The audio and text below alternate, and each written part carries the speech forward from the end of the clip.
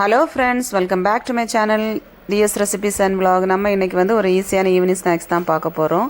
இது பேர் எலாஞ்சி. இதுக்கு வந்து முதல்ல வந்து ஒரு 2 கப்ஸு மைதா இல்லைன்னா ஆல் பர்பஸ் ஃப்ளார் எடுத்துருக்கிறேன்னா, இதில் வந்து கொஞ்சம் 1/4 டீஸ்பூன் சால்ட்டு, அப்புறம் 3 டேபிள் ஸ்பூன் வந்து சுகர் ஆட் பண்ணி முதல்ல நல்லா மிக்ஸ் பண்ணிக்கலாம்.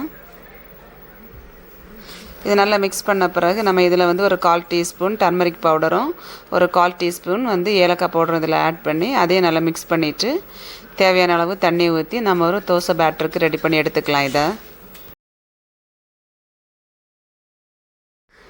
ஃப்ரெண்ட்ஸ், ஏலக்காய் சேர்த்த வீடியோ வந்து மிஸ் ஆகிடுச்சு.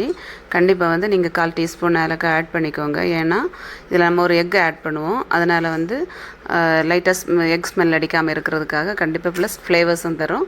ஏலக்காய் மறக்காமல் ஆட் பண்ணிக்கோங்க. இப்போ பாருங்கள், இந்த கன்சிஸ்டன்சிக்கு நம்ம ரெடி பண்ணி எடுத்து வச்சுக்கலாம். இப்போ நம்ம ஒரு கடாயில் வந்து ஒரு டீஸ்பூன் கீ ஆட் பண்ணி அதில் வந்து துருவின ஒரு 1.5 கப்பு தேங்காய் நம்ம ஆட் பண்ணி லைட்டாக சாட் பண்ணி எடுத்துக்கலாம். நல்லா ஃப்ரை பண்ண வேண்டாம்.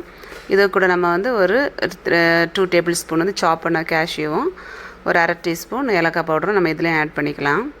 இதுக்கு கூட வந்து நம்ம ஒரு 1/4 கப்பு சுகரும் ஆட் பண்ணி லைட்டாக ஃப்ரை பண்ணி எடுத்து நம்ம சைடில் வச்சுக்கலாம்.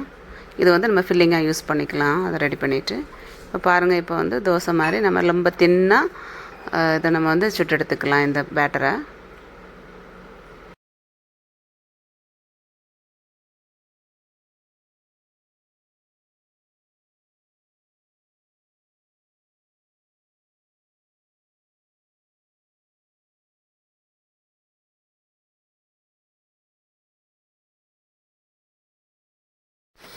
இப்போ ரெடி பண்ணி வச்சுருக்கிற அந்த தேங்காய் துருவலை வந்து இதில் நம்ம ஒரு 2 டேபிள் ஸ்பூன் ஆட் பண்ணி நம்ம இதை ரோல் பண்ணி எடுத்துக்கலாம்.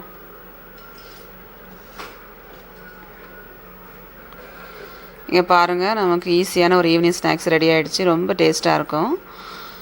பிள்ளைங்களும் ரொம்ப லைக் பண்ணி சாப்பிடுவாங்க. நீங்களும் இந்த மாதிரி உங்கள் வீட்டில் செஞ்சு பாருங்கள்.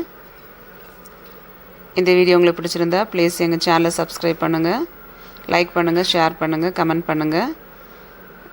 Thanks for watching.